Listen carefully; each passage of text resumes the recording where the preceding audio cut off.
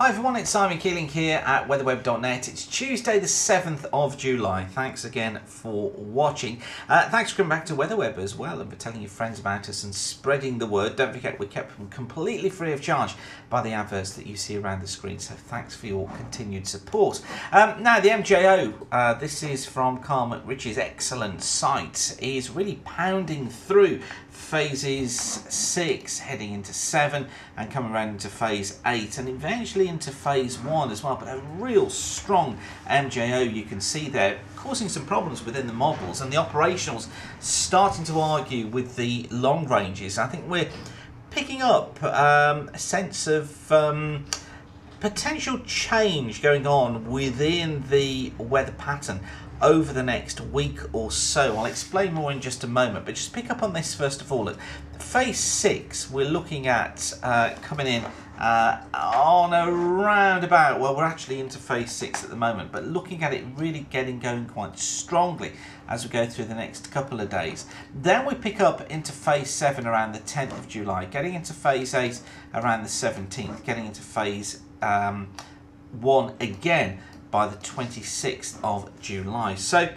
the model certainly is trying to pick up on a change in the phases as we go through the next sort of 4 weeks or so. Now, generally speaking, phase 6, which is the phase that we're in just at the moment, usually looks something like this. So we get higher than normal pressure across the UK, higher than normal heights, that is, across the UK, high up towards the north, tend to get a more of an easterly flow across the country and a trough out in the Atlantic here. So that's how the anomalies look usually as we're heading into phase 6 and into phase 7. However, this is how they're going to appear during that period according to the operationals. This is the forecast for 6 to 10 days. So this is from the 12th of July running up to the 17th of July. And you notice here, look, this strong jet coming across the Atlantic, higher than normal heights to the south, lower than normal heights up towards the north. So that's the period from the 12th to the 17th. But just look at this. This is the CFS from the 14th until the 20th. And look, higher than normal heights in here, trough off the eastern coast of the States, ridge across the northwestern parts of the States, and just compare that back to that phase, usual phase pattern for phase 7.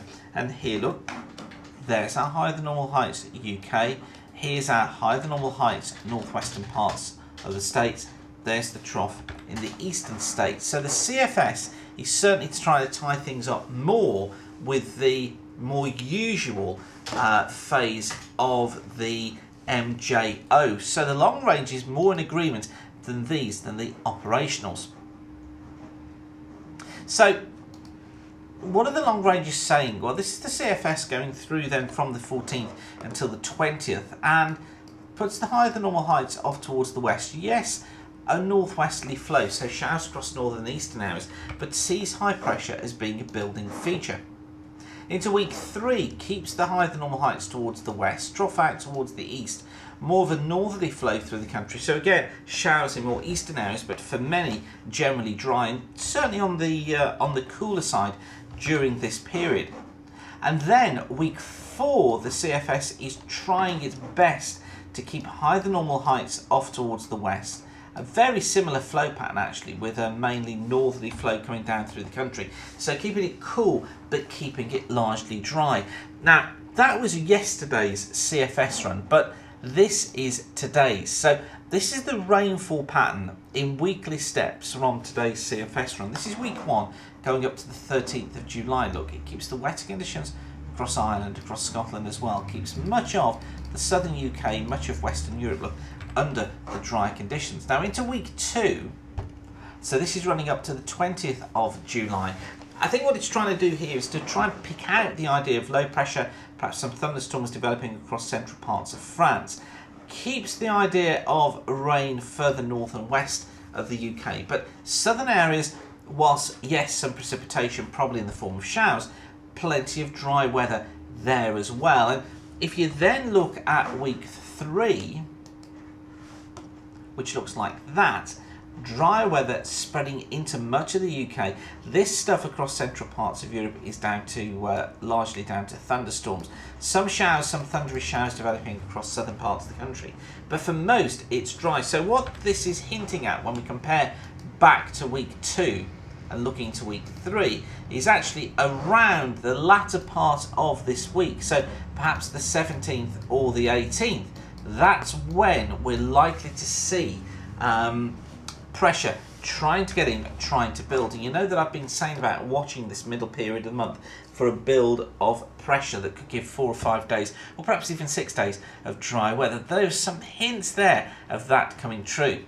Now, you'll notice that there's still some rain around even into week 4. So, again, it's not high pressure smack over the top of us, bringing us glorious wall-to-wall sunshine and summer-like conditions, but it is high pressure, so it is dry weather, and certainly means for those of you farming who want to get some hay made, it certainly stacks itself up to be one of the better periods. So this is week 4 going up to the 3rd of August. Look, keeps it drier as well. Still 1 or 2 showers around, but notice the wetter weather here across central parts of Europe in the form of thunderstorms. And then week 5, it's broken it down. It's got us back into a westerly pattern through week 5 and heads into what's been hinted at a more unsettled August. And you know that when we did our August forecast a week or so ago, we were talking about things perhaps just being quite unsettled through August, and that's where the CFS wants to take us.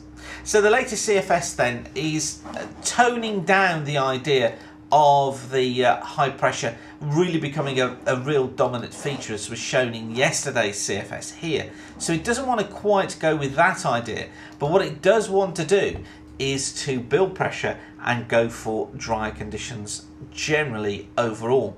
So what we have to be very careful of over the coming days is taking too much notice of the operational models. So taking too much notice of anything really beyond about 5 days, because it does look as if there's some sort of pattern shift taking place within the atmosphere, and I don't think the operationals will be best placed to pick that up. But of course, what we'll do is keep you updated throughout here at weatherweb.net. I'll leave you with that for now, but whatever you're doing, have a great day.